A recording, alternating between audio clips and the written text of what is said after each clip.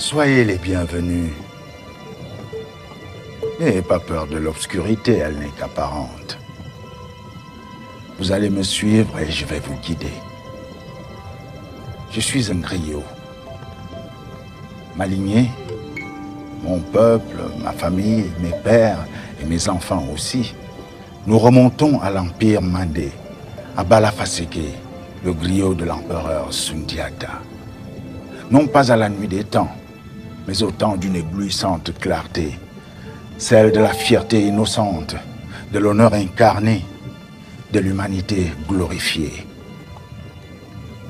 Avec moi, Sotigui, vous êtes sûr de vous perdre. Et c'est ça qui est beau.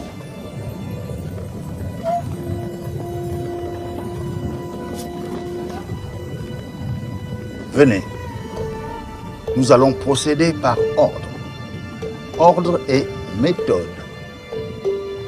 L'ordre est souvent le chapeau du désordre. Il suffit de le soulever pour saluer quelqu'un par exemple et hop, on voit la tignasse du désordre.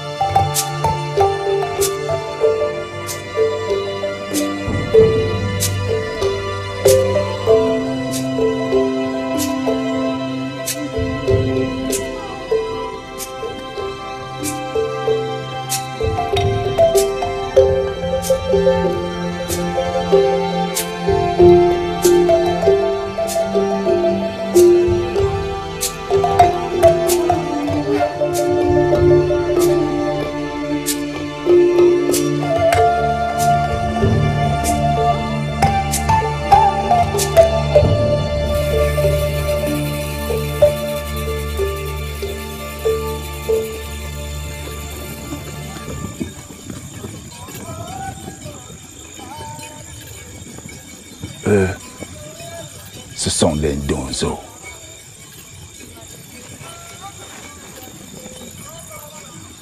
Des chasseurs. Une confrérie d'hommes liés par une initiation. Des droits, des devoirs. Je le sais. J'ai été initié. Je suis Donzo. Pour le comprendre, il faut remonter loin. Très loin. À l'époque où l'histoire se confond avec les rêves.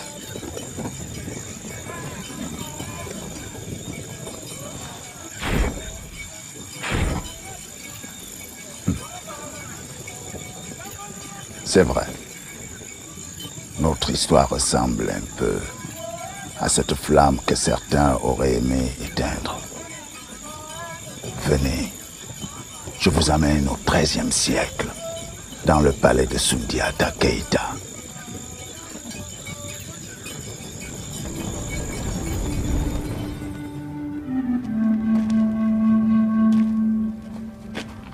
Majesté, tu m'as convoqué? Oui. Cette nuit, j'ai rêvé des ancêtres. Le temps n'est-il pas venu pour moi de les rejoindre? Tu as beaucoup fait pour l'Empire, Majesté. Ta fatigue est justifiée. Que de chemin parcouru du royaume fragile de ton père à l'Empire aujourd'hui constitué. N'étais-je pas habité par la soif de conquête? Non, Majesté. La conquête n'était pas ton seul objectif.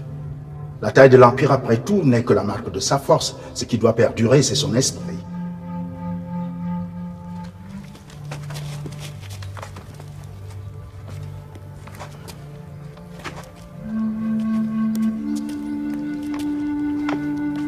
Tu as raison.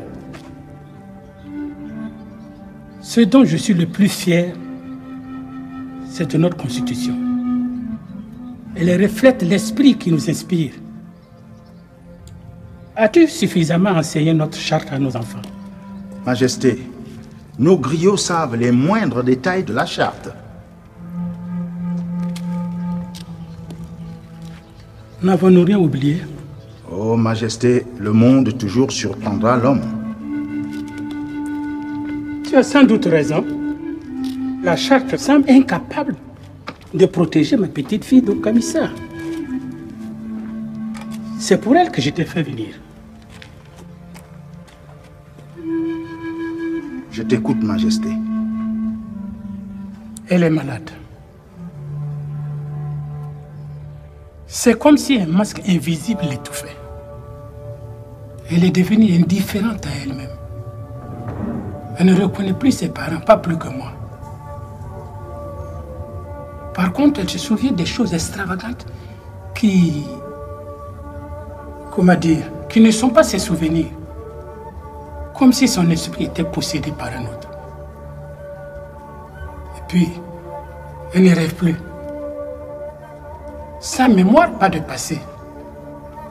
Sans rêve, pas d'avenir. J'ai peur pour elle.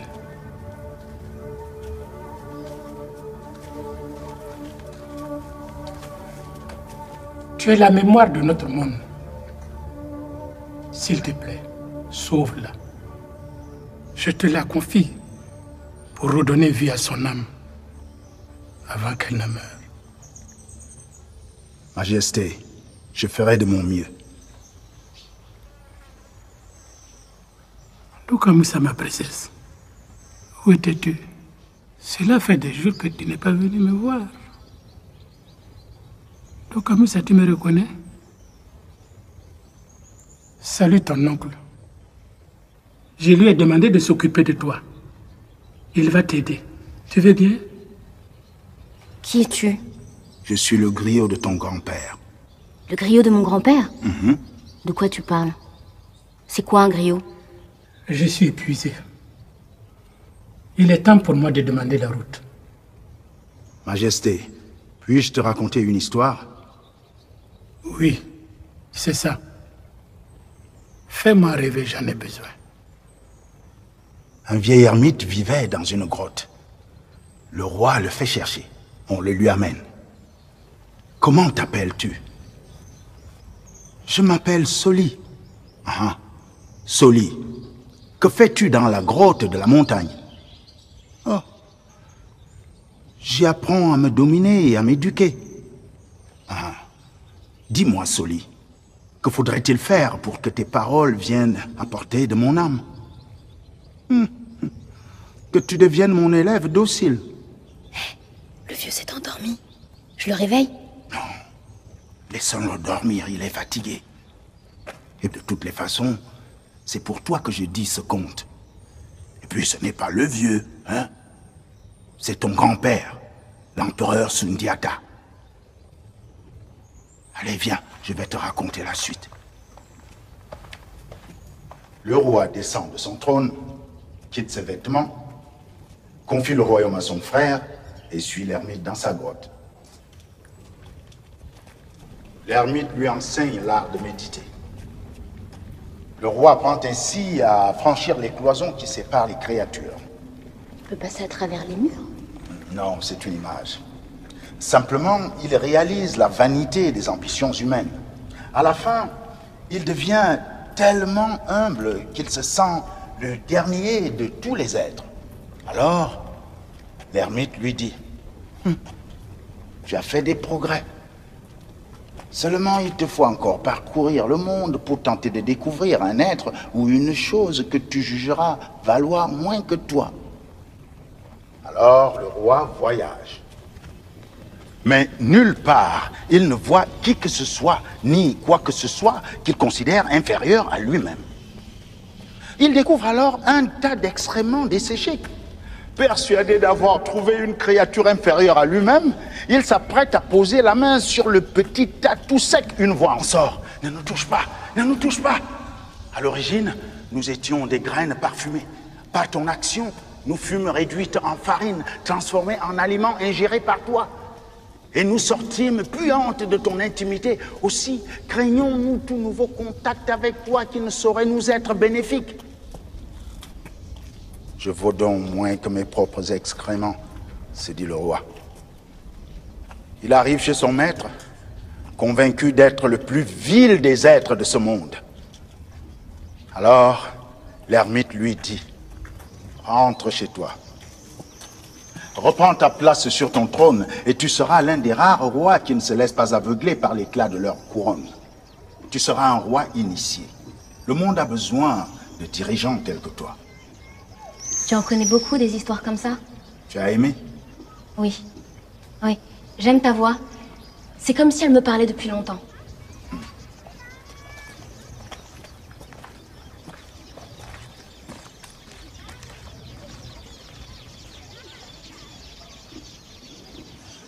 Tu te souviens d'où nous venons? De quoi tu parles? Tu es vraiment malade, Dokamissa. Me laisseras-tu te guérir? Tu veux bien me faire confiance? Oui. Oui, je crois. Alors prends le volant. On y va. Et on va où? Tu verras bien. La route nous portera conseil.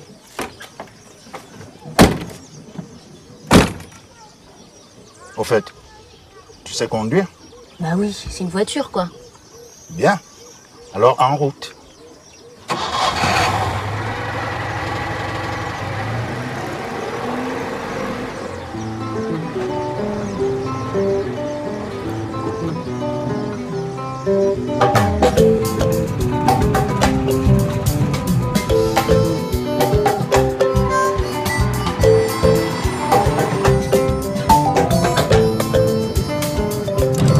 Et ça existe, les rois comme celui de ton histoire?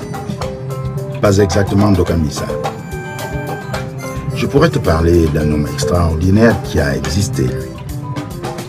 Il était né dans un petit village de la campagne voltaïque en 1916. Et? Il a été le président de la Haute-Volta qui l'a sauvé de la faillite.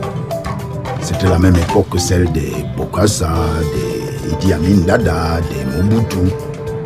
Eux, ils sont devenus des caricatures du pouvoir. Mais lui, il est resté un type normal. Et comment il s'appelait? Ton président extraordinairement normal? Sangoulé Lamizana. Ça te dit quelque chose? Non, jamais entendu parler.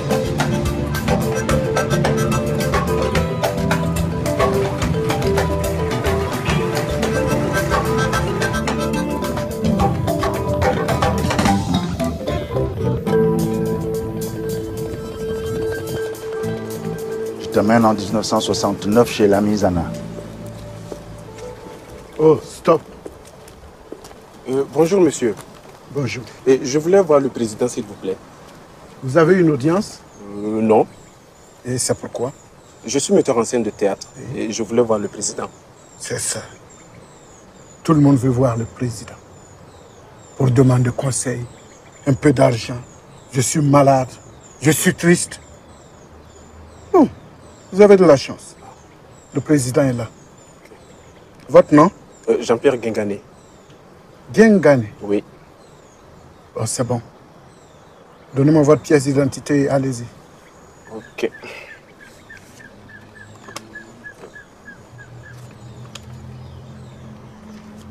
C'est bon. Vous allez tout droit. Oui. Vous montez les escaliers, vous tournez à votre droite. Au fond, c'est là-bas. D'accord, merci beaucoup.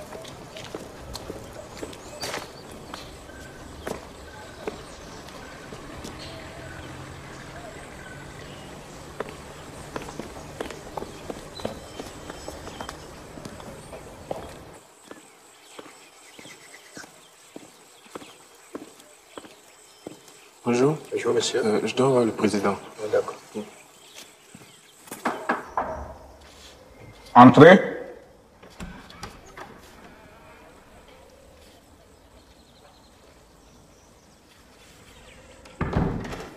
Avancez.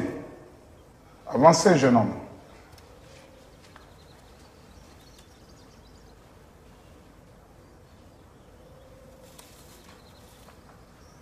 Bonjour. Bonjour, monsieur le président. Quel bon vent vous amène? Voilà. Je suis metteur en scène de théâtre. Je commence. Je fais ma première mise en scène. Une saison au Congo de monsieur Aimé Césaire. Oui, en effet, j'en ai entendu parler. Je vais dire de la pièce de M. Césaire sur mon homologue du Congo. Et Bon, il se trouve que dans la pièce, il y a un général. Et vous êtes le seul général que je connaisse. Et donc, je me suis dit que... Enfin, j'ai pensé que je pourrais vous emprunter un costume de général pour ma pièce. Ah, j'ai eu peur. Je pensais que vous alliez me demander de jouer le rôle du général Mobutu. Ah non, non, non, non, pas du tout, monsieur le président. Je plaisante. Vous voulez donc un de mes costumes de général? Oui, monsieur le président. Eh bien, vous avez eu raison. Il faut toujours aller chercher les choses là où elles se trouvent. Excusez-moi. Eh bien, allons chez moi. Nous allons trouver quelque chose pour vous dans ma garde-robe. Hein?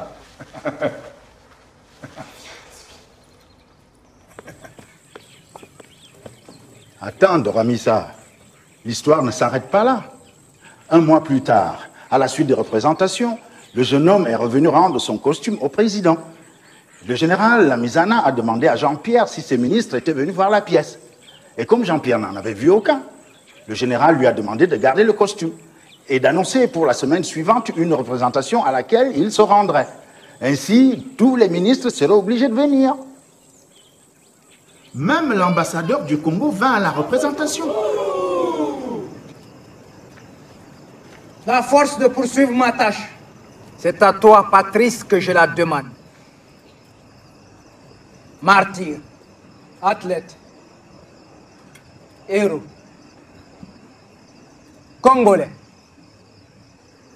Que le jour d'aujourd'hui soit pour le Congo le point de départ d'une saison nouvelle.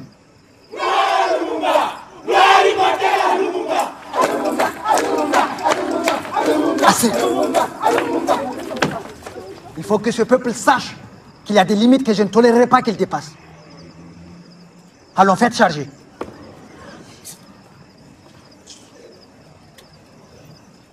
Feu!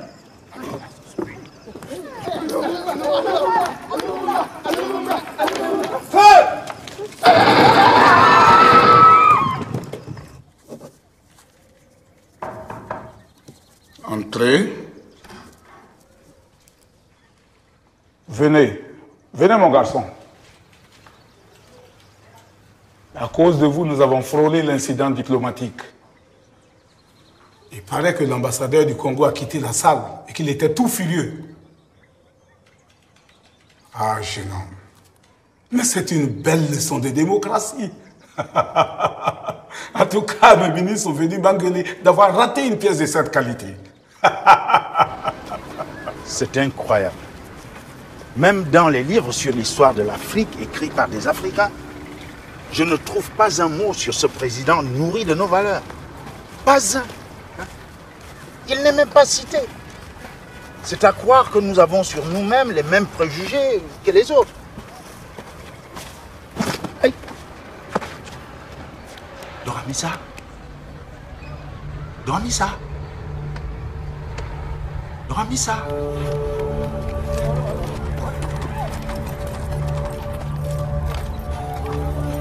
Oyez, oyez, braves gens! Nous sommes venus d'au-delà des mers, traduit.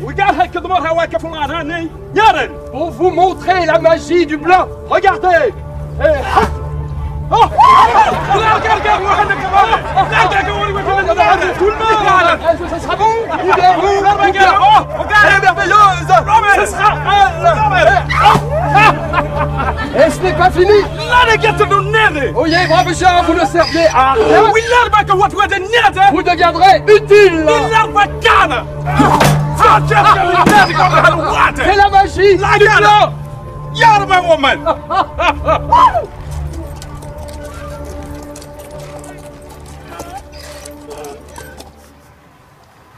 Vous êtes qui, vous? Toi, qui es-tu? Dokamisa. Ouais, je suis Dokamisa. Et toi, tu es Sotigi. Ouais.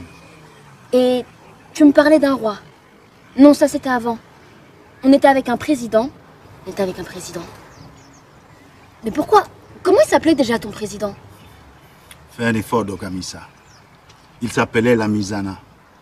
Oui, mais pourquoi ils l'ont oublié, ton Lamizana? Attends. Ouais, tu me parlais de dérives et de préjugés. Et c'est quoi un préjugé? Question compliquée. Les préjugés, c'est un peu comme la mauvaise haleine. Ça devrait le plus gêner ceux qui en ont, mais ce sont les autres, ceux qui les subissent, qui en souffrent le plus. J'ai pas de préjugés. C'était juste une image. Allons-y, tu vas voir.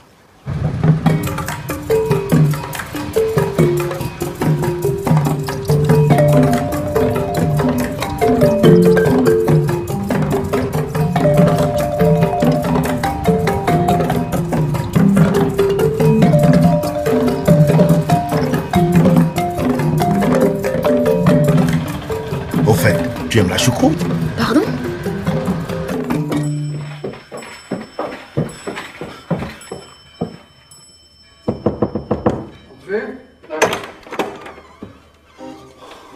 Herr Dr. Hegel, je vous apporte quelques pages du cours dont Son Excellence a eu la bonté de me confier l'impression.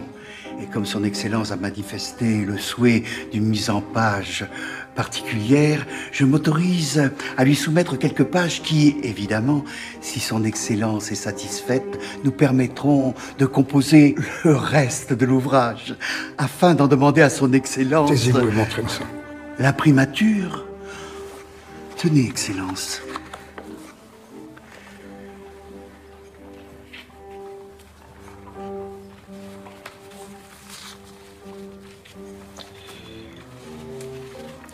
Il en est ainsi des Fulas et des Mandingues qui habitent les terrasses montagneuses du Sénégal et de la Gambie.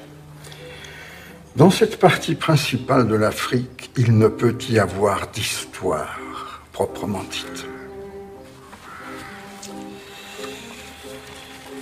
Ce qui caractérise en effet les nègres, c'est précisément que leur conscience n'est pas parvenue à la contemplation d'une quelconque objectivité solide, comme par exemple Dieu, comme tout cela est bien exprimé. Quant à l'impression, vous avez fait votre travail, mon ami. C'est bien, continuez. Oh, merci, Excellence. Puis-je poser une question à Son Excellence? Faites, mon ami. Je me suis permis de lire l'ouvrage de Son Excellence, particulièrement ces pages, et j'ai été pénétré par la profondeur de leur expression, autant que par la vastitude des connaissances de Son Excellence, qui assure la justesse de ses propos. Les pas de Son Excellence l'ont-ils mené jusqu'en Afrique? Je m'en garde, mon ami. J'ai beaucoup lu. Et sur les sauvages, c'est facile. Il y a peu de livres qui disent tous la même chose. Pour s'en faire une idée, point n'est besoin de parcourir le monde que l'on connaît tous depuis des siècles. Les livres nous renseignent. Et ensuite, la réflexion fait le reste. C'est notre supériorité sur ces peuples qui ne connaissent même pas l'écrit. Comment pourraient-ils transmettre quoi que ce soit à leurs enfants? Monsieur Hegel, pourquoi dites-vous que les nègres n'ont pas d'histoire? Il ne peut pas t'entendre. Vous avez dit quelque chose? Ah non, Excellence. C'est bon, vous pouvez disposer. Grand-oncle, c'est vrai que nous n'avons pas d'histoire? À ton avis? Ah oui, il a un préjugé, hein? Je t'ai dit que c'était juste une image. Et n'embête pas, monsieur Hegel. Ben, je l'embête pas, je vérifie son préjugé. Il nous a traités de sauvages. Tu as bien compris. Il n'est pas le seul à l'avoir fait. Pourtant, c'était un des soleils de son temps. Soleil, n'empêche qu'il a des préjugés. Même les gens intelligents et cultivés en ont des préjugés, tu sais. Ben justement, alors faudrait peut-être lui dire. Tu as raison, mais là, c'est trop tard. Viens, on y va. Faudrait savoir, hein. Tu te plains que les gens ont des préjugés et tu ne leur dis rien. Je te dis que c'est trop tard. On ne ramasse pas l'eau qui est déjà versée. Grand-oncle, Oui. j'ai quand même du mal à comprendre. Pourquoi j'oublie? Comment on peut oublier son père? Comment on peut oublier le père de son père? Pourquoi j'oublie qui je suis? Tu as raison. Il faut savoir qui on est. Je vais te raconter l'histoire du saint homme et de la petite souris. Qu'est-ce que tu appelles un saint homme? C'est un homme qui aime toutes les créatures. Ah, alors il aime la petite souris. Écoute, un cet homme vivait dans une cabane isolée non loin d'une ville. Un jour, absorbé dans ses pensées, il marche sur une petite souris et la tue. Il est sincèrement désolé d'avoir tué une créature de Dieu et prie pour elle. Il prie tant et si bien que la petite souris revient à la vie métamorphosée en jeune fille, qui lui dit « Saint homme, Dieu a entendu ta prière et m'a redonné vie. Fais de moi ta fille et éduque-moi. » Le saint homme est heureux, il aime sa fille et lui donne une bonne éducation. La fille de son côté écoute les leçons de son père. Et elle grandit. Elle devient une belle femme. Et lui dit, « Père, tu m'as donné la meilleure éducation qu'un père puisse donner à sa fille. Et il me manque juste une chose. J'ai besoin d'aimer un homme. J'ai un feu en moi, tu ne le vois pas, mais il me brûle. » Et le saint homme comprend sa fille et traverse la ville en criant, « Ma fille est devenue une femme. Je veux la donner en mariage à un homme qui saura la rendre heureuse. » Il est vraiment trop sympa, ton saint homme. Hein. Tais-toi et écoute la suite. Alors, une foule de prétendants se présente. Seuls 4 d'entre eux passent les épreuves imposées par l'ermite. Les 3 premiers, le soleil, un nuage et une montagne rivalisent de vantardise pour s'arroger le droit d'épouser la jeune fille. Le 4e est un souriceau qui lui dit « Je suis minuscule face aux 3 autres, mais mon âme sait parler à la tienne et je saurai te rendre heureuse. » Et tu sais quoi? Contre toute attente, la jeune fille choisit le souriceau. Ouais, bizarre ton histoire. Moi, j'en aurais choisi aucun. Pourquoi elle choisit le souriceau? On dit, un tronc d'arbre a beau séjourner dans un marigot, il ne devient pas crocodile. Eh bien là, c'est pareil. La jeune fille s'est laissée guider par son instinct. Son instinct? C'est quoi l'instinct? C'est ce qui pousse tous les êtres d'une même espèce à faire certaines choses plutôt que d'autres.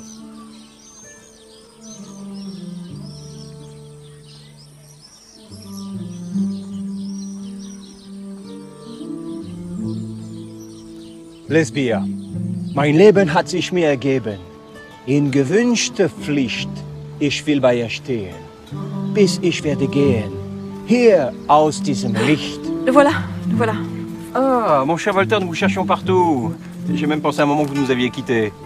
Oh, monseigneur, comment le pourrais-je? Je travaillais, monseigneur.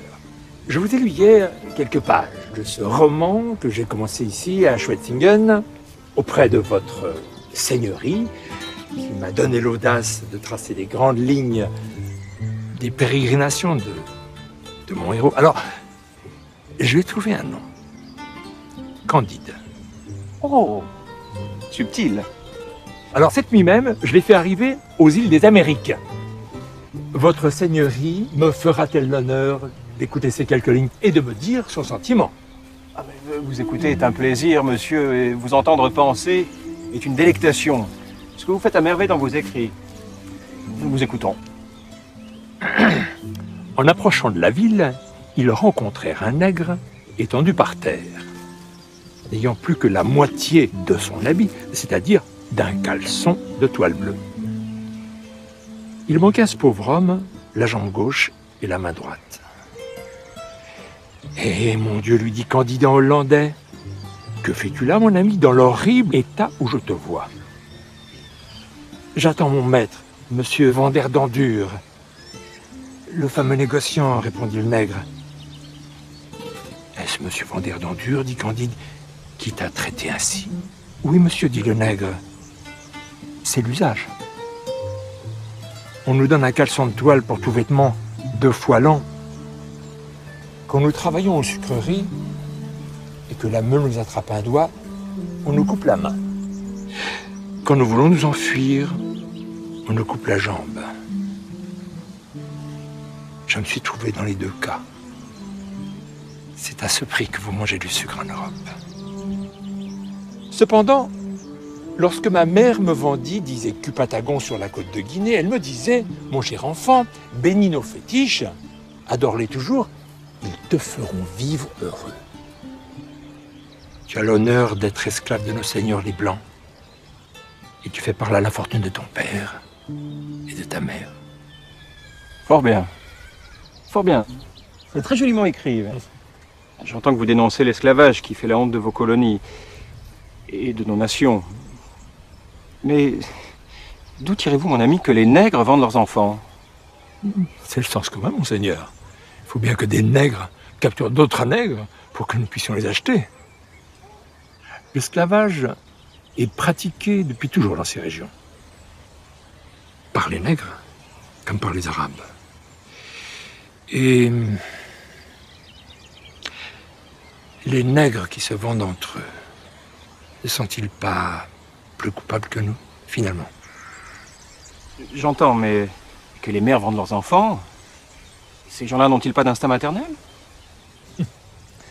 Je me suis laissé dire qu'ils n'ont pas à proprement parler de famille, comme nous l'entendons. Ils se reproduisent comme des animaux. On peut donc penser aisément que la cupidité puisse les pousser à vendre des enfants qui ne sont rien pour eux. Vous soutenez donc que les nègres ne sont pas animés des sentiments humains qui forment la civilisation? Avez-vous la preuve? La preuve? Je spécule, monseigneur. En l'absence de connaissances de première main, il faut bien faire un pari. Et je doute qu'il y ait beaucoup de beaux penseurs pour me contredire sur la question.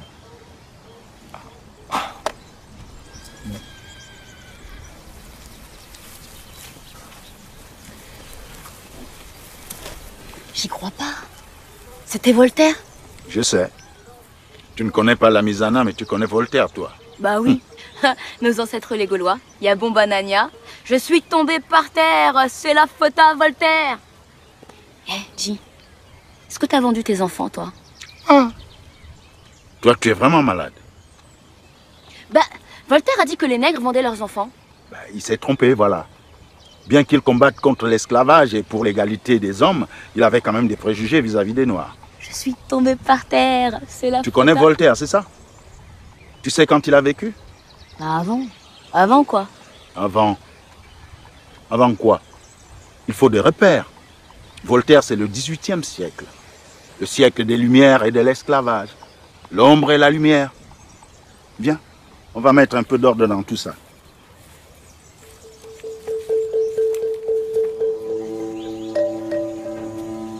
Et là, on est toujours au XVIIIe siècle? Non. Là, on est à Bandiagara, au Mali, en 1933, pendant la colonisation. Je t'emmène voir Tierno Bokar.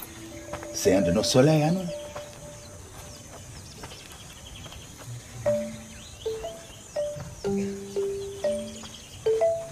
L'œil qui est au fond de chaque homme a besoin de lumière pour voir le monde. Mais cette lumière n'est pas unique. On peut en distinguer trois sortes. Ce sont les trois lumières mystiques. La première, c'est celle que nous tirons de la matière lorsque nous frottons deux morceaux de silex ou une allumette. Cette lumière ne peut éclairer ou réchauffer qu'un espace limité. Elle correspond à la croyance de la masse des individus peu élevée sur l'échelle de la connaissance, de ceux qui ne vont pas au-delà des limitations et de la lettre. Cette lumière peut être éteinte aussi facilement qu'elle a été allumée. La seconde lumière ressemble à celle du soleil. Elle éclaire et réchauffe tout ce qui est sur terre. C'est la lumière médiane dans la voie mystique. Tous ceux qui sont touchés par elle se sentent frères dans cette lumière fixe et immuable. Elle est pour eux une source de vie. Mais il y a une troisième lumière, d'une obscurité plus brillante, qui est la plus forte des lumières. C'est la lumière de...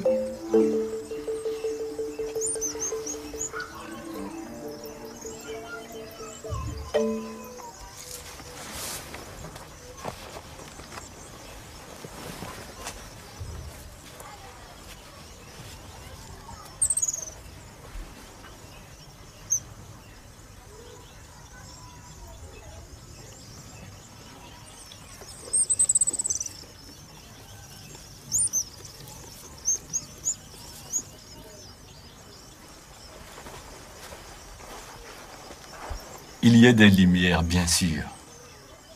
Mais il faut d'abord que je vous parle de la charité. Je vous ai observé. Vous avez tous vu ce toison tomber du nid et personne n'a bougé pour lui venir en aide.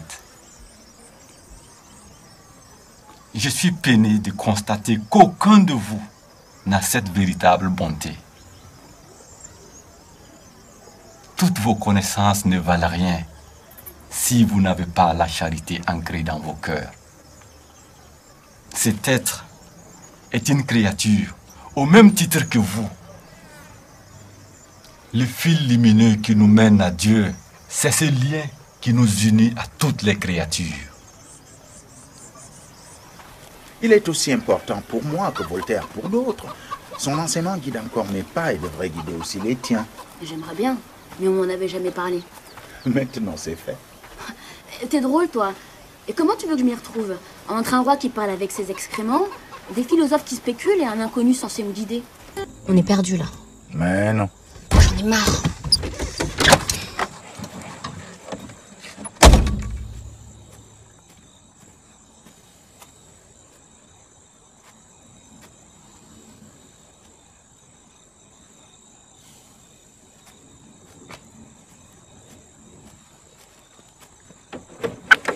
Tu vois bien qu'on est perdu là.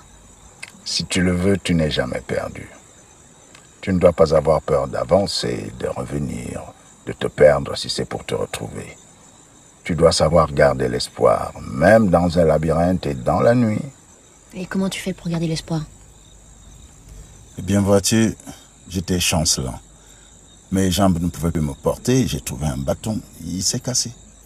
J'ai voulu m'appuyer sur un mur, un arbre, une antilope, ils m'ont tous fait défaut. Alors que mes jambes flageolaient comme celles d'un enfant, j'ai pu continuer. Tu sais pourquoi? Parce que j'ai rencontré l'espoir qui jamais ne plie et qui est le plus sûr des soutiens.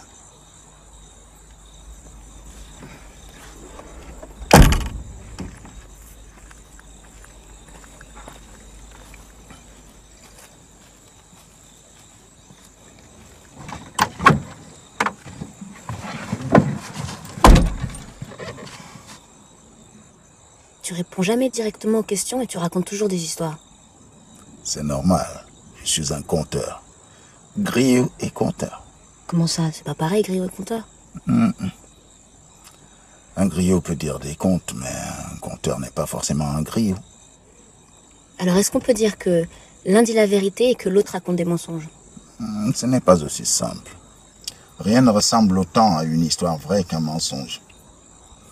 Tu connais l'histoire des deux amis inséparables, Fen le mensonge et Doug la vérité? Allons-y. Bon, alors tes deux zignes. La vérité et le mensonge. Les humains disent Dieu aime la vérité. Alors quand Doug et Fen décident de prendre la route ensemble, Fen le mensonge dit à Doug la vérité. C'est toi que le Tout-Puissant préfère apparemment, et sûrement par mimétisme, les humains aussi. Alors quand nous les rencontrerons, c'est toi qui leur parleras. Parce que si je leur parle moi, nous serons mal reçus. Tes deux gars, c'est encore des vieux garçons qui vivent seuls dans leur coin et marchent pieds nus dans la brousse, ou c'est des gens normaux? D'accord, on va s'adapter. Disons donc que Doc et Fen sont des sapeurs qui se déplacent en mobilette, ça te va?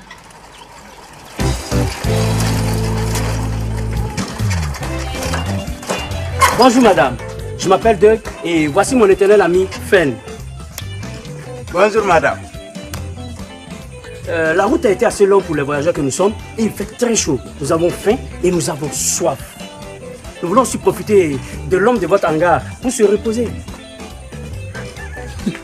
Si c'est pour mes arachides là, vous allez attendre longtemps. Hey! Allez-y là-bas.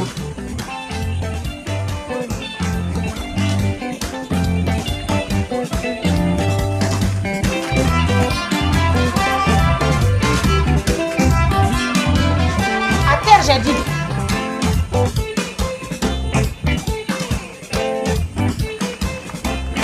Cette femme est méchante.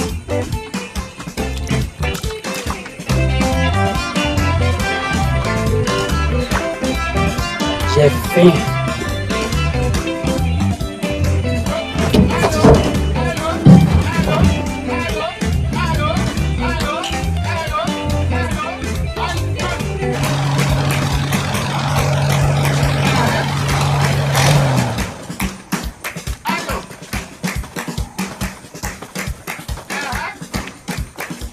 tu as donné à manger à ces deux-là? Moi, j'avais autre chose à faire que de donner à des inconnus. Mais toi, t'es quel genre de femme même, hein? Tu ne sais pas qu'il faut respecter les étrangers? Mais je ne les connais pas. Bon.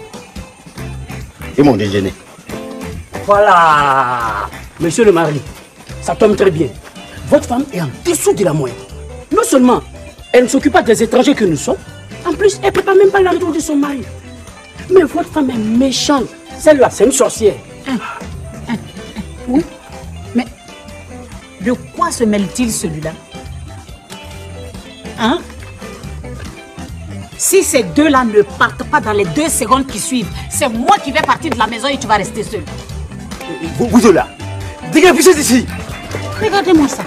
Et là, ils repartent. Eh, oublie pas leur mobilette. En mobilette, oui, t'es toi. Ils arrivent dans un village où des jeunes gens tuent un bœuf. Ils donnent sa part au chef de village. Seulement, au lieu de lui donner les meilleurs morceaux, ils lui donnent les pires. Bonjour, monsieur. Bonjour. Excusez-moi, c'est pour un renseignement. On m'a dit que c'était vous le chef. Mais quand je vous regarde, c'est pas vous le chef. Puisque un chef, ça se respecte. Un chef est le porte-flambeau de toute la communauté. Mais vous êtes assis là, on dirait un décès. Les enfants tuent le bœuf. Ils gardent les bons morceaux et vous amènent les plus mauvais morceaux. Vous ne dites rien. Mais vous n'êtes pas un chef, vous êtes un chiffon. Impoli! Dégagez! Alors qu'ils sont en route, Fen le mensonge dit à Doug la vérité. Tu croyais que les hommes aiment la vérité comme le bon Dieu? Hein? Désormais, tu la fermes et tu me laisses faire. Sinon, on ne mangera pas. D'ailleurs même, descends. Monte! Ils arrivent alors devant la maison d'un nouveau riche. C'est quoi? La favorite de mon maître, sa 3e épouse vient de mourir. Et mon maître veut se tuer. Calme-toi. J'ai la solution. Va dire à ton maître qu'il y a quelqu'un qui est ici qui s'appelle Fen. Et il ressuscite la mort. Va vite. Toi, tu ressuscites le mot. Tais-toi là-bas. Ouais. Le maître de maison les installe, les nourrit, les couche. Alors, Fen le mensonge lui dit: je peux ressusciter ton épouse à condition que tu me donnes la moitié de ta fortune. Le veuf hésite. Il consulte ses autres épouses et ses conseillers. Et finalement, il accepte. Fen le mensonge demande qu'on fasse construire une hutte autour de la tombe de la défunte et demande qu'on l'y laisse une nuit entière sans le déranger sous aucun prétexte. Le lendemain, le veuf vient chercher son épouse.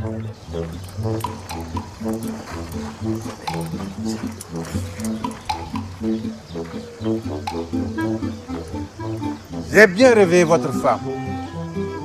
Mais en sortant, hop, ton père a attrapé son pied. Il m'a demandé qu'est-ce qu'il y a.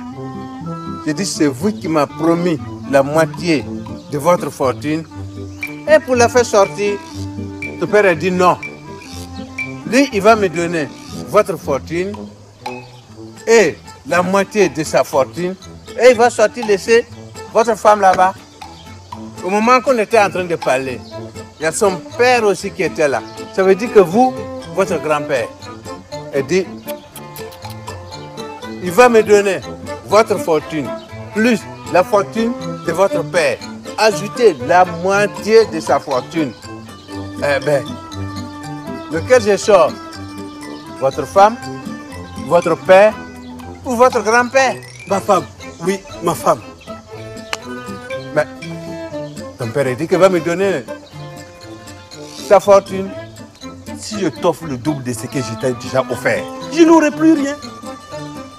Dans ce cas, on peut s'arranger. Tu me donnes ce que tu m'as promis pour ressusciter votre femme. Et je laisse les 3 là-bas.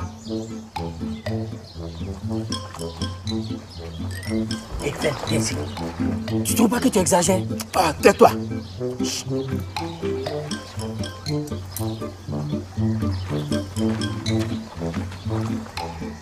J'accepte.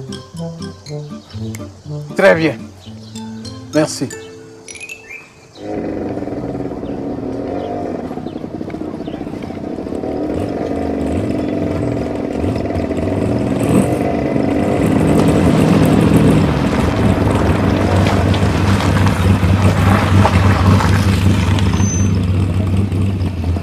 Hein? Tu vois, mon ami, mensonge est mieux que vérité. Bonne chance.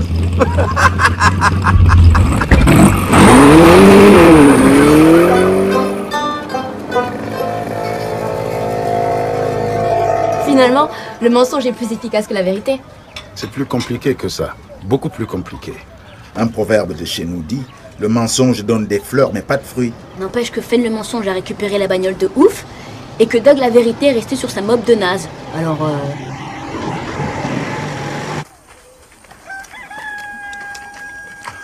Bonjour ma fille. Pourrions-nous nous reposer sous ton hangar? Là-bas. Merci. La petite à terre. Dis donc, elle est pas aimable ta copine.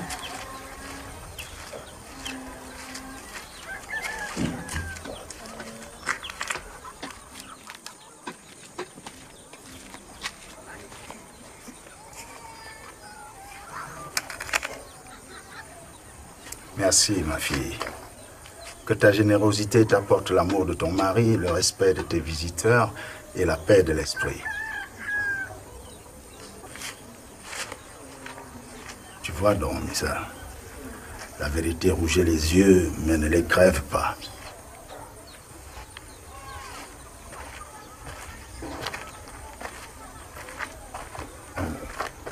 On peut ouvrir cette porte? Non, elle est condamnée.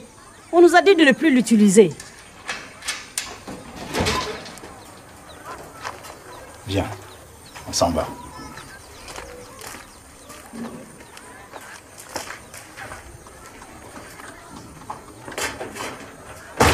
Et là, on est où? Robben Island. Nelson Mandela, ça te dit quelque chose? Nelson Mandela? Robben Island? Attends, je sais. J'ai su. J'ai oublié. Hey.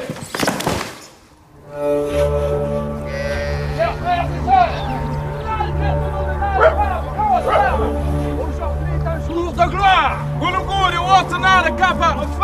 Car il a sonné le crépuscule des temps anciens! Aujourd'hui, vos vies vont être transformées! Pour la plus grande gloire de l'Empire et du ciel! Approche. Dominus Dominis. Amen.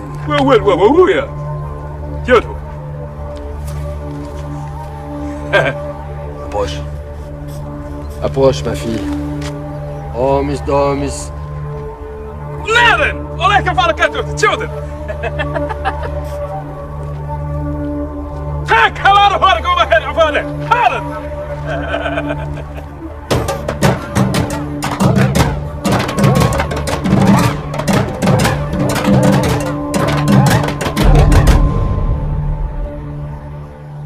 Tu m'as fait peur.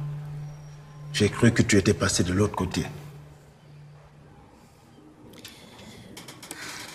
Toi, je me souviens. Tu es un grand frère? Mon père? Un grand-oncle? Et moi, je suis qui? Tu es Doramisa, petite fille de Sundiata. Tu es là avec moi, Sotigui, ton griot. Sundiata, Sotigui. Mais pourquoi c'est si loin? On est à l'hôpital? En prison. On est en prison?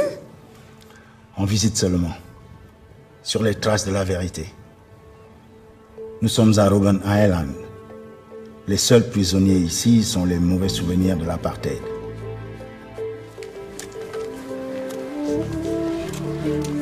J'avais 20 ans à peine et j'ai passé entre ces murs 7 ans. Inoubliables. De souffrance, de misère. Mais aussi d'espoir et d'amitié avec les camarades de lutte. Est-ce que vous avez rencontré Nelson Mandela? Évidemment. Il était impossible de ne pas le rencontrer. Il était là depuis si longtemps, presque aussi vieux que les murs de cette prison. Ici, j'ai rencontré des gens merveilleux,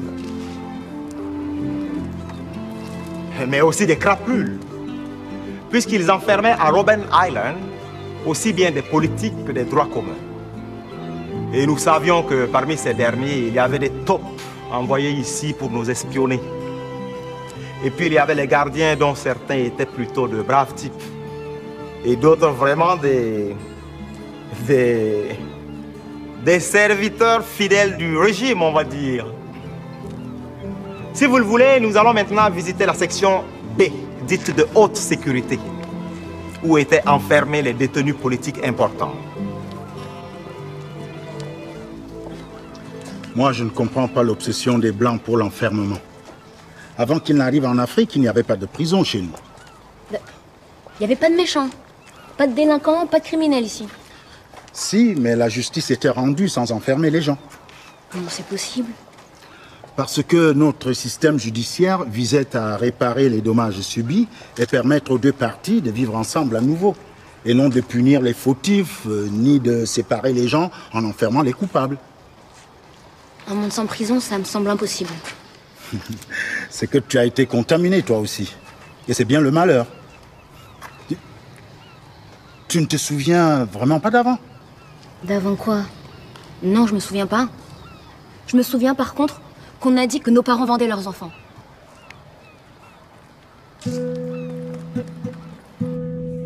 Voici la cellule où Nelson Mandela passa ses 18 ans de vie à Robben Island. Jamais il ne s'est plaint de ses conditions de détention. Je dois vous faire un aveu. Ici, je suis devenu plein de haine à l'égard des Blancs. J'aurais voulu tuer ceux qui m'avaient volé ma jeunesse, qui avaient tué mon frère et opprimé mon peuple.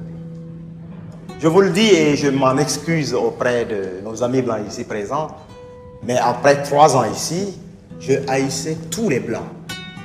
Et je n'imaginais pas que je puisse un jour avoir une relation normale avec un Blanc. Et puis un jour, Nelson Mandela m'a pris à part. L'âne là, m'a-t-il dit, tu ne peux pas continuer comme cela. Où te mène ta haine?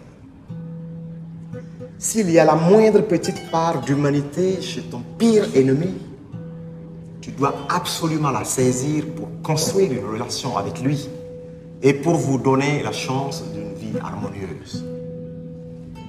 Si tu le hais, tu ne pourras jamais faire cela et tu auras gâché la chance, même infime, d'une vie commune.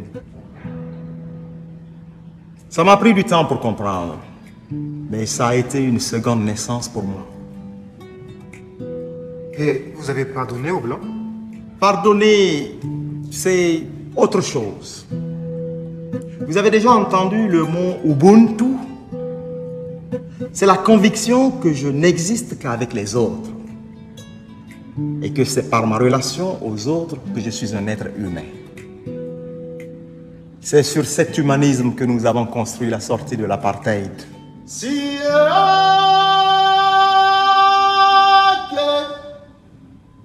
Mandela ijala yiri leye. Si o makamba asie.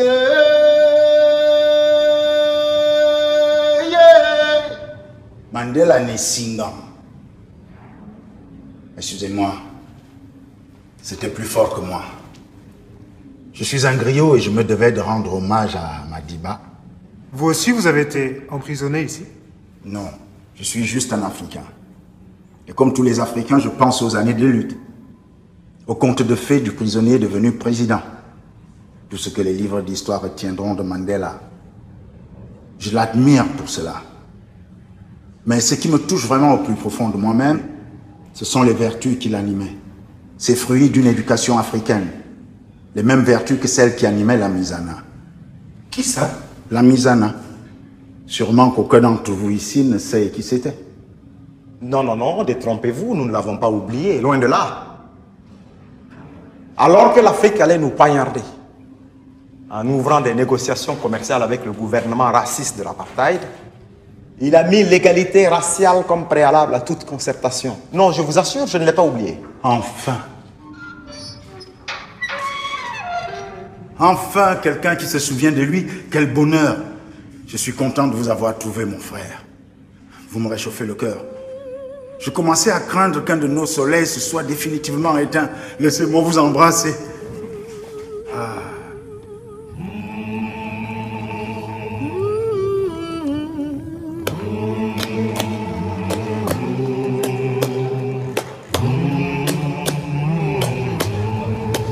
Their fears had no reason, their hate was their poison, their laws were a prison, their love had no season, the future no vision, they killed father and son.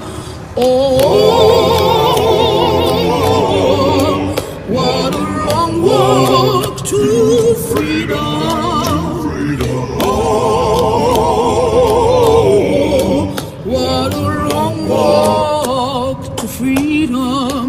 We stood up for the fight, struggling at night. We died for our rights. Dreams became the election, truth, reconciliation, the birth of a nation.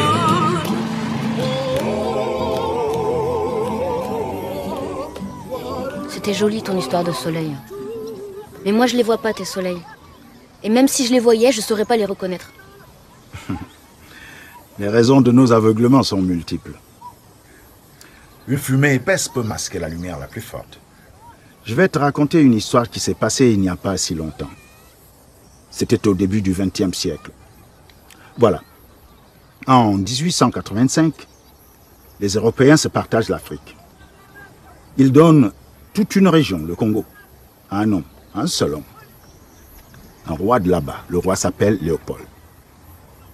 À la même époque, un Écossais découvre les qualités du caoutchouc.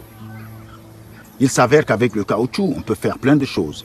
Et ça devient rapidement une industrie avec laquelle on peut s'enrichir. Or, précisément, la région donnée à Léopold est propice pour la culture de l'EVA. La plante dont la sève donne le caoutchouc. Tu me suis? Jusque-là, oui. Seulement, l'avidité, la rapacité de ce roi Léopold ne connaissent pas de limite. Il oblige les habitants de son Congo à se consacrer à la récolte du caoutchouc. Son caoutchouc. Pour son propre profit. Il met le pays à feu et à sang et martyrise ses habitants. Il en arrive même à couper les mains de ceux qui ne ramènent pas assez de caoutchouc. Il fait couper les mains des hommes, des femmes, des enfants. Parfois même, il leur fait couper le nez, pour l'exemple. Ces sbires ont mutilé des générations de Congolais. Et personne n'a rien dit? Oh, mais si. Le monde civilisé finit tout de même par s'émouvoir. En réalité, pas pour le sort fait aux nègres, mais plutôt parce que le bon roi Léopold ne jouait pas le jeu du libre commerce avec les autres colonisateurs. L'affaire fait grand bruit. Le roi a dû donner le Congo, sa propriété privée, aux Congolais, mais non, bien sûr, à la Belgique. La Belgique qui a continué d'exploiter le pays sans se soucier de la vie de ses habitants. Et les autres, ceux qui s'étaient émus, comme tu dis, est-ce qu'ils faisaient la même chose? Plus ou moins. Les Français, par exemple, ils s'étaient appropriés les territoires de l'autre côté du fleuve. Au fait, personne ne savait en réalité ce qui se passait là-bas. Toujours est-il qu'en 1905, ils ont envoyé une mission dirigée par Savournian de Brazza. Le rapporteur de cette mission, un philosophe, socialiste et chrétien, écrivit un rapport qui fut publié quelques années plus tard. Et dans ce rapport, il prenait la défense des nègres. Bon, tu me rassures. L'histoire se termine bien alors. Les bons l'emportent et la vertu triomphe. Eh oui, comme au cinéma.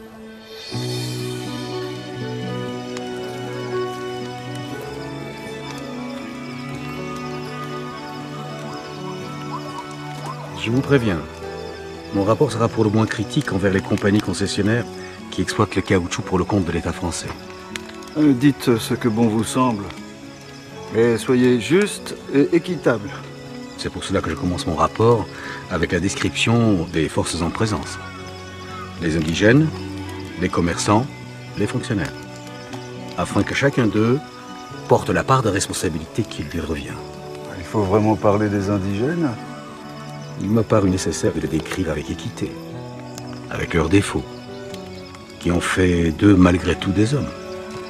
Je suis curieux de savoir ce qu'un regard sensible comme le vôtre a retenu. Eh bien, si cela vous intéresse, j'ai développé quelques points que je peux vous lire, même si ça ne plaît pas là-haut.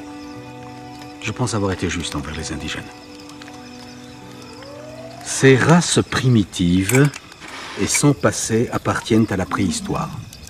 Elles sont antérieures à toute civilisation. Les Noirs sont peu favorisés du point de vue de la vraie mémoire. L'exclusive sensation présente et le désir tyrannique de la jouissance immédiate chassent de leurs petites âmes le souvenir du passé et l'attente de l'avenir. Le fort n'a aucun scrupule à dominer le faible. Sa tyrannie ne s'enveloppe d'aucune hypocrisie. Mais ce n'est pas du tout une raison pour les mépriser ou les maltraiter. Le contact d'une culture plus universelle élargira ces âmes étroites. Il fallait bien que quelqu'un prenne la défense de ces sauvages. J'espère que ça sera porté à mon crédit. Prenez garde à ne pas vous laisser déborder par votre idéalisme. Avec un ami comme lui, les nègres n'avaient pas besoin d'ennemis. Ah, tu connais Oscar Wilde? Bah oui, un dandy anglais. Irlandais, pas anglais. Si tu enlèves aux Irlandais un de leur soleil, ça ne va pas aller. Quoi qu'il en soit, il a dit, Seigneur, protège-moi de mes amis. Mes ennemis, je m'en charge. Ils vivaient quand ces gens-là? Oh, il n'y a pas si longtemps. C'était quelques années avant qu'il ne déclenche la grande tuerie civilisée, dite de 14-18, pour laquelle d'ailleurs ils enrôlent ces mêmes nègres. Manière de les sensibiliser à une civilisation plus universelle, je suppose. Et ça? Ça, ce sont des chasseurs. Allons-y. Si tu veux.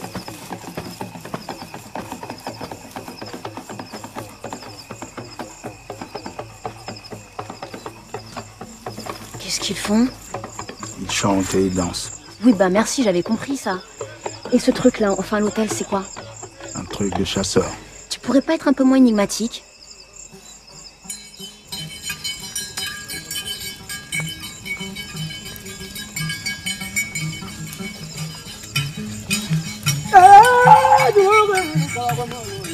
Maintenant, qu'est-ce qu'ils font? Alors, les 4 musiciens-là, ce sont des griots chasseurs. Leur chant raconte l'origine des chasseurs. L'origine des chasseurs? Vas-y, raconte. Bien. Alors, écoute.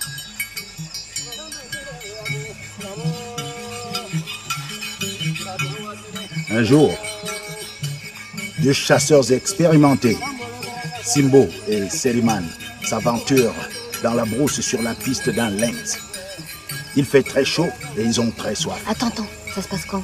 Il y a très longtemps, à l'époque de Bida, le serpent immortel. Nos 2 chasseurs sont sur le point de mourir de soif. C'est alors qu'ils croisent une femme avec un bébé sur le dos et une jarre d'eau sur la tête. Femme, donne-nous ton eau. Non, cette eau est destinée à mon enfant. Là, un des chasseurs se jette sur la femme, lui arrache le bébé du dos et d'un coup de lance le transperce et le tue. Plus de bébé, plus besoin d'eau. La femme s'évanouit. Les 2 hommes s'engagent dans une lutte sauvage pour s'approprier l'eau de la jarre. Ils se poignardent tous les 2 en même temps et meurent ensemble sans avoir bu une seule goutte d'eau. Quand la femme reprend ses esprits, elle voit les 2 corps gisant à côté de celui de son bébé. De fureur, elle lapide les corps des 2 cadavres. Soudain, la voix de Dieu retentit. « Que fais-tu, femme ?»« Ils ont tué mon enfant, je me fais justice. »« Femme, ne t'ai-je pas rendu justice en donnant la mort aux 2 chasseurs assassins? À quoi me sert leur mort, ça ne me rend pas mon enfant. » Punir n'est rétabli ni la paix, ni l'harmonie. Alors, Dieu redonne vie aux 2 hommes qui emmaillotent le bébé avec soin, le ramènent au village avec sa mère et accomplissent les rites d'expiation. Puis enterrent le corps du bébé. Non mais c'est injuste. Les deux salopards sont pas punis alors. Qu'est-ce que l'on doit rechercher? La justice ou la vengeance? Ouais, mais la femme a perdu son enfant. Bien sûr.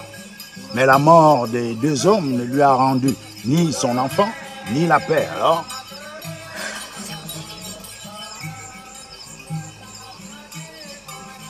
En fait, tes chasseurs sont pas aussi sages qu'ils le prétendent. Les contes nous enseignent qu'au départ de la sagesse, il y a la folie des hommes. Ta route est encore longue, très longue, petite fille. En es-tu consciente?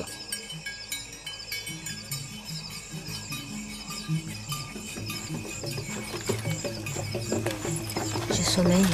On peut dormir ici. Et on ira où demain? Je suis fatiguée de marcher sans but, sans savoir où nous allons. La route est plus belle que la destination. Oui, je sais, tu l'as déjà dit. Oncle, tu es content? Le guide dans la prison, il se souvenait de la Misana. Oui, j'ai vu.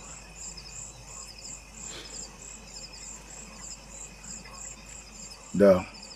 Dors un peu. Tu as besoin de reprendre des forces.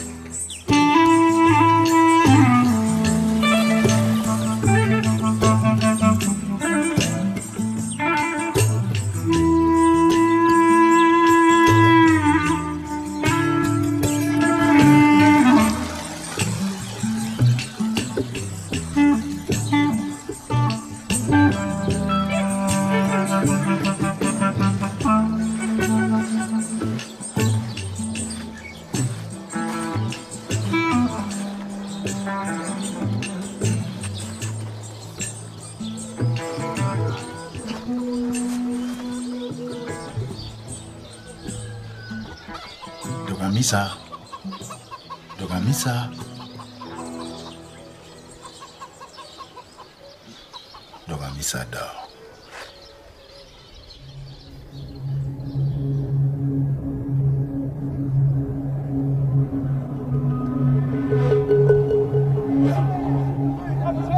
Nous voici venus d'au-delà de l'air. Nous vont être transformés. C'est la machine.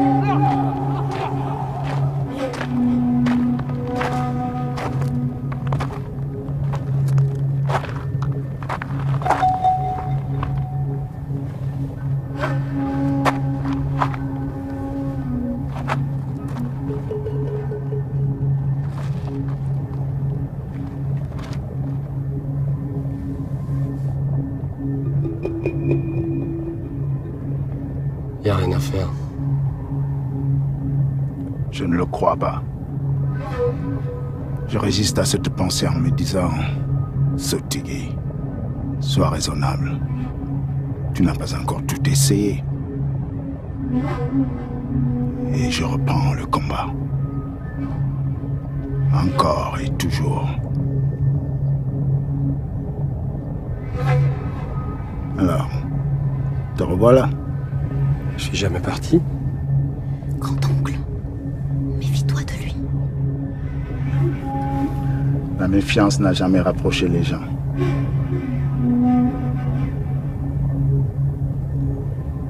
Hier soir, l'explosion a eu lieu à l'autre bout du monde. La radio en a parlé ce matin. Hier, demain, encore et toujours. Bientôt le nuage va passer par ici aussi.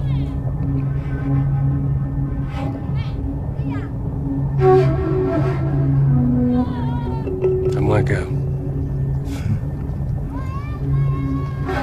À moins que... Oui, mon ami.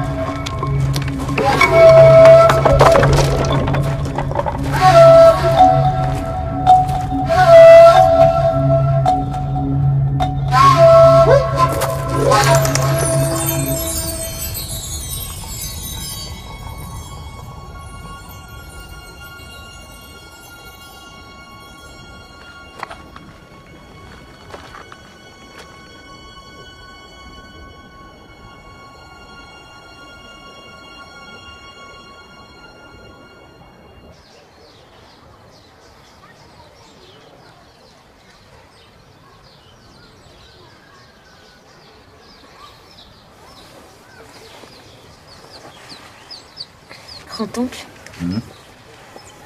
j'ai rêvé. C'est bien. Tu te rends compte, j'ai fait un rêve. Et tu étais dans mon rêve. Et puis j'ai vu mon grand-père. J'ai vu Sunjata comme s'il était vivant. Il m'a dit quelque chose, mais pas avec des mots. C'était quelque chose de plus fort que les mots.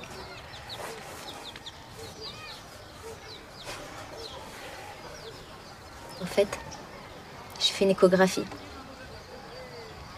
Ce sont des jumeaux, un garçon et une fille. Des jumeaux? Qui va les élever? Bah moi, pourquoi tu m'en crois pas capable? Je ne dis pas ça. Mais le papa, il est où le papa? Bah il est parti le papa, il s'est défilé. Il se sentait pas prêt. Bon enfin bref, ils auront une maman et c'est le principal. Le principal, pas de papa. Tu ne leur donneras pas le nom du père de leur père alors? Pas de papa, pas d'oncle, pas de famille. Que vas-tu leur apprendre? Bah, je leur apprendrai la vie. Je suis une battante. Ils iront étudier aux États-Unis ou en Chine. Elle sera actrice et lui sportif de haut niveau. Et ou même avocat, tiens, on a toujours besoin d'avocats. La tchatch, ça nous connaît. Ils feront ce que les autres font et que les anciens n'ont pas pu faire. Ils prendront leur part du gâteau. Attends. Peut-être pourras-tu commencer par leur apprendre ce que tu sais. Comment vas-tu, petit-fils de Malinké pas fini?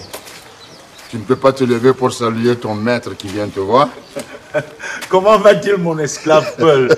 Hein? Il court toujours derrière son troupeau et va chercher refuge dans les maisons des autres parce qu'il ne sait pas en construire. Ah non. Hein? Le Peul, il cherche sa vache qui a été volée par un petit-fils de Malinké, voleur de bétail. Et voilà. Il parle de vol au lieu d'apprendre à construire un enclos. Hein? Honte à toi. Écoute-moi.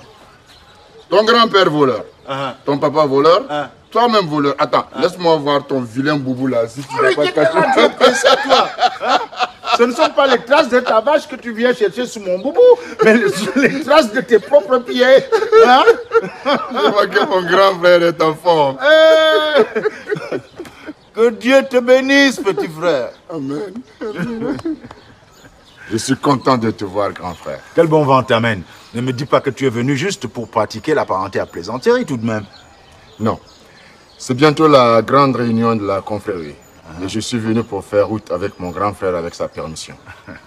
Vous craignez que je vous oublie. Mais comment le pourrais-je? J'ai prêté serment. Je ne peux vous oublier.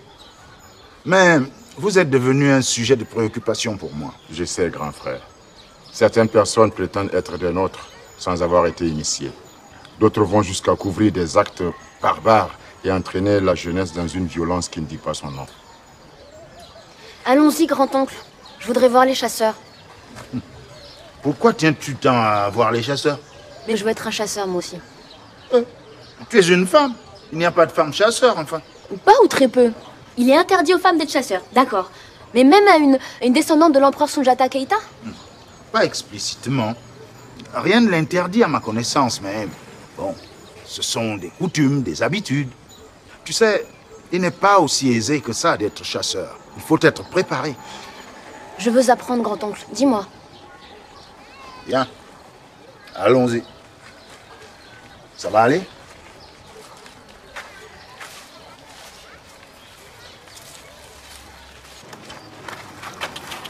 Quoi?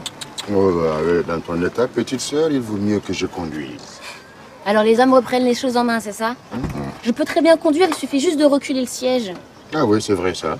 Tu peux aussi faire du trapèze volant et accoucher en conduisant. Allez, sois raisonnable, champion. Allez. Gracieusement servi. Et puis tu verras, quand ils seront nés tes petits champions, tu préféreras les pouponner plutôt que de conduire cette vieille guimbarde qui n'arrête pas de tousser comme un vieux malinquet. Monte, mon esclave Peul. Conduis ton maître à destination.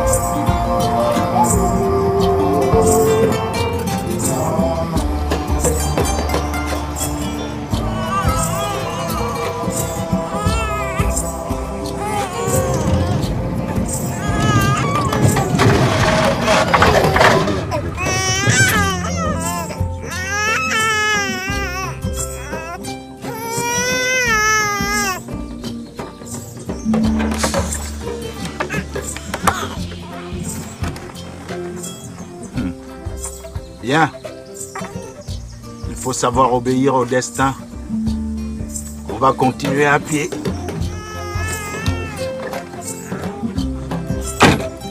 Venez.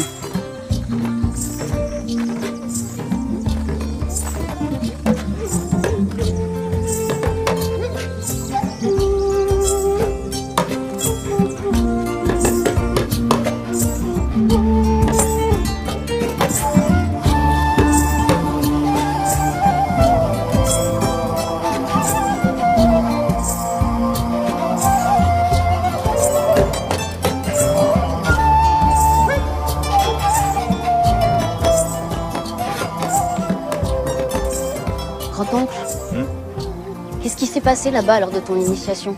Je ne peux pas te le dire. L'initiation se vit et ne peut se raconter. Ça doit rester secret. Pourquoi? Pourquoi? Parce que certains secrets ne doivent pas sortir du cercle des initiés.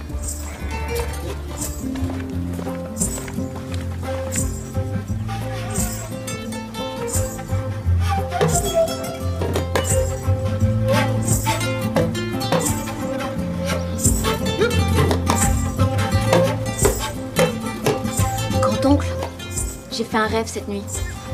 C'est bien. Tu te souviens des ancêtres? Oui, enfin je crois.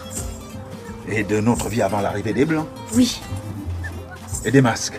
oui, justement dans mon rêve il y avait des masques. Et de Voltaire? Tu te souviens de Voltaire? De Voltaire aussi, de Césaire, de plein d'autres, de Cheikh Anta Diop. J'en ai des souvenirs.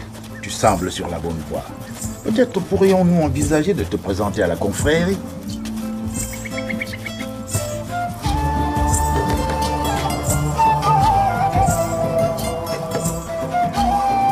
Ça fait des jours qu'on marche. Hé, tu n'es pas obligé de nous suivre. Bah si, je suis bien avec toi, tu me rassures. Et puis de marcher, ça les berce. Ils dorment au son de ta voix. Je te suis. Et puis le voyage à lui seul n'est-il pas plus important que la destination? D'accord. Marchons, petite fille. La route est encore longue et belle. Nous n'avons pas encore dit notre dernier mot. Il me reste encore à t'apprendre à écouter la nature. Depuis quand un malinqué esclave sait-il écouter la nature, hein, toi? Depuis que leurs esclaves Peul fatiguent leurs oreilles avec leurs mensonges. Depuis quand? Toi, vous êtes nos maîtres, hein?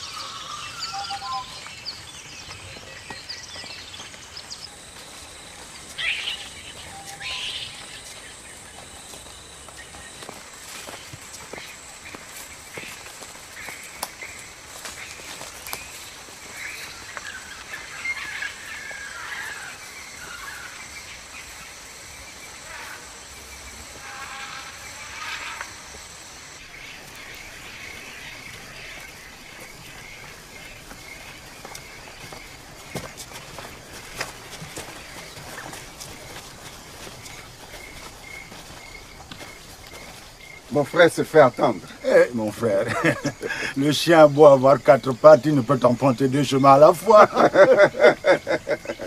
Qui nous amènes-tu là? Dokamisa, ma petite fille.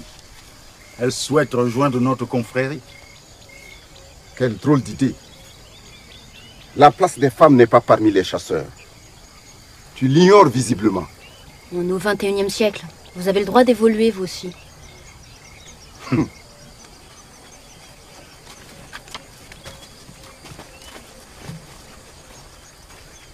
Pourquoi veux-tu être chasseur, ma fille? Parce que je suis un chasseur. Une chasseresse. Une femme chasseur et 2 petits chasseurs. Mais ma fille, chez nous, on ne devient pas chasseur juste en achetant une licence ou un permis de chasse. On ne tue pas pour le plaisir de tuer. Je sais. Tu sais. Qu'est-ce que tu sais? Je sais ce que Sotigui m'a appris. Les plantes, les animaux, le respect de la vie, l'harmonie, le jour et la nuit. C'est bien, mais ce n'est pas l'essentiel. Tu ne peux pas être un chasseur. Mais vous n'êtes pas macho au point de refuser les femmes quand même. Ce n'est pas cela non plus. Un chasseur sait qui il est. Et toi, tu ne sais pas. C'est ce que tu dis. Je suis Dokamisa. Si tu ne sais que cela, tu ne sais rien. La route a été longue. Et je vous ai cherché sans le savoir. En vous cherchant, j'ai trouvé la femme buffle. Celle qui, pour punir les hommes ingrats, ravageait leurs champs, leurs récoltes, leurs cases, et tuait tous ceux qui osaient se confronter à elle. Vous la connaissez? Continue. 2 chasseurs venus tuer le buffle rencontrèrent d'abord la femme et eurent pitié d'elle. Elle leur révéla donc le secret de sa double identité et leur donna les armes pour tuer le buffle.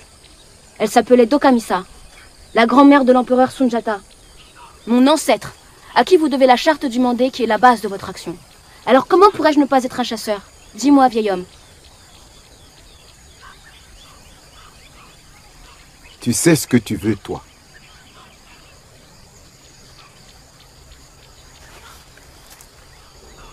Une femme. Il y en a peu parmi nous. Mais si la rigueur, le respect et l'humilité guident sa pensée et ses actions, elle est bienvenue. Toute vie est une vie.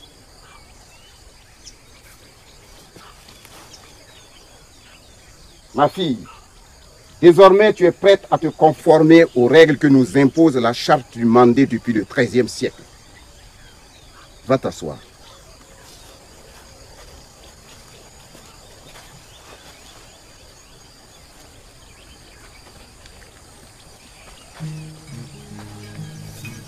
Nous, descendants de Kondoron Anisane, fils du peuple du Mandé, déclarons que toute vie humaine est une vie. Aucune vie n'est plus respectable, ni ne vaut plus qu'une autre vie. Tout tort causé à une vie demande réparation. Nous déclarons que chacun de nous doit veiller sur son prochain, vénérer ses géniteurs, élever ses enfants et protéger l'étranger. Nous rappelons qu'il est de notre devoir de préserver l'homme et sa présence digne sur terre. Nous bannissons la famine, l'esclavage et la guerre. Nous affirmons que l'âme de l'homme se nourrit de la liberté. La liberté de voir ce qu'il a envie de voir. La liberté de dire ce qu'il a envie de dire. Et la liberté de faire ce qu'il a envie de faire.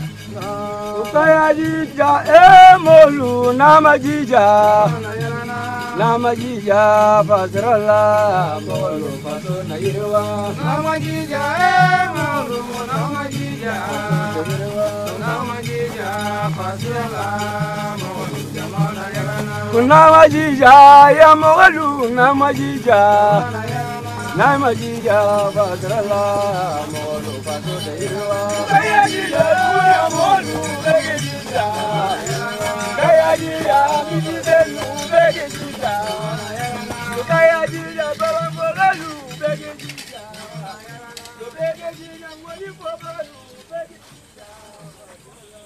bus ne devrait plus tarder maintenant. Grand-oncle, tu n'as pas envie de t'arrêter? Comment tu fais pour ne pas être fatigué? Oh, il suffit de ne pas y penser. Tu te rends compte de tout le chemin que nous avons parcouru? Je sais que tu l'as fait pour moi. Je n'ai fait que t'accompagner un peu. Tu es sûr que tu ne veux pas venir avec nous? Tu sais que ma maison est la tienne aussi, hein? Et puis... c'est de là que nous sommes venus. Tu peux encore faire un bout de chemin avec nous, ça va te rapprocher. Ma petite fille chérie, je suis un chasseur. Je ne sors jamais de la chasse par le chemin par lequel je suis entré.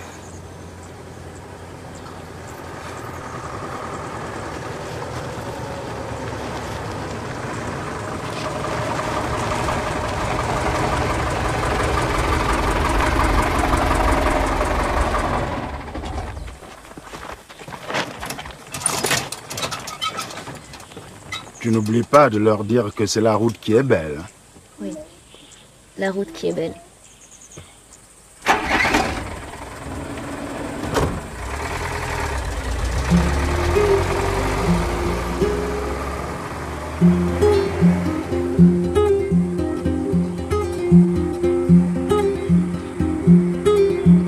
Oi, neba frafina bere makonona. Desani, oi, dunia timatae auti miridoni, aminanko, oi, neba frafina dondo inyejibeja, desani, oi. Fravina bere magonona kabi tumaja kabi fadra badlela Fravina begwana kabi fadra badlela Fravina Begwana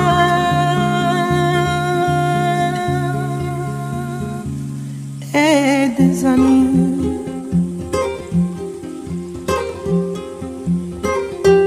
Oi on est la campa kanja kalawere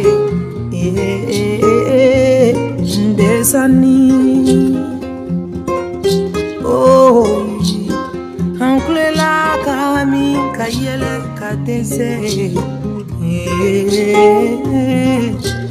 des amis kabi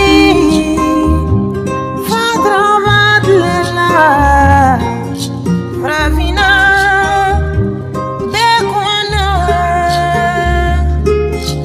kabi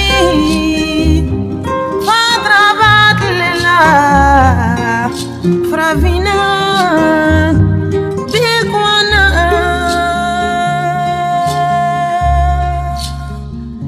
Yeah, Desani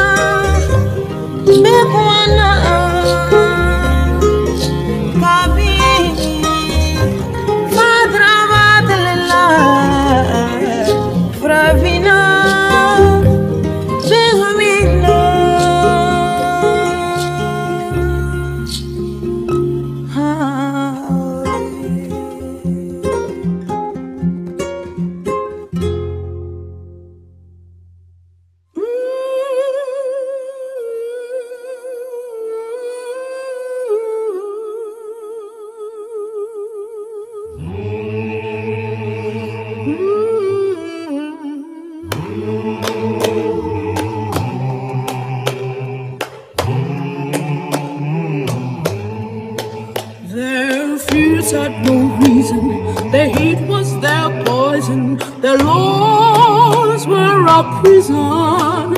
Their love had no season. The future no vision. They killed father and son. Oh, what a long walk to freedom. Oh, what a long walk to freedom. We stood up for the fight, struggling at night. We died for our rights. Dreams became election, truth, reconciliation, the birth of our nation. Oh.